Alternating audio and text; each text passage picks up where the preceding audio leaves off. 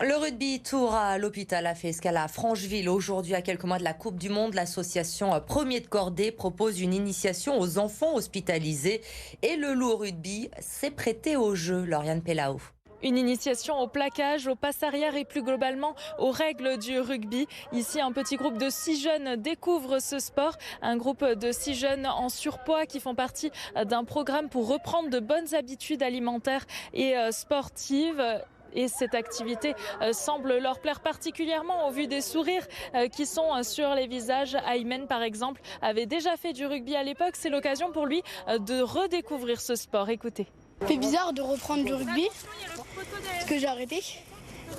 Et ça fait bizarre de expliquer à tout le monde, de savoir et que les autres savent moins que toi. Je rapprends quelque chose ici, parce que ça fait longtemps que je n'en ai pas fait. Aymen qui est entouré des meilleurs pour jouer au rugby. Xavier Garbajosa et Jean-Marc Doussin du Loup Rugby sont présents ici aujourd'hui et pour eux, c'est très important de participer à ce genre d'animation. Au-delà des conseils, c'est surtout de